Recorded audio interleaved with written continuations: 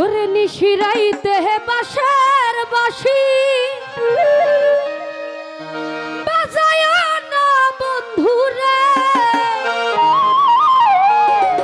ছটফটাইয়া মরি গয়া আমি তোমার বাঁশির সুরে বন্ধুরে।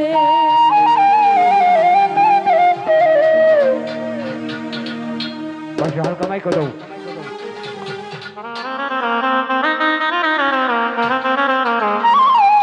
Hello hello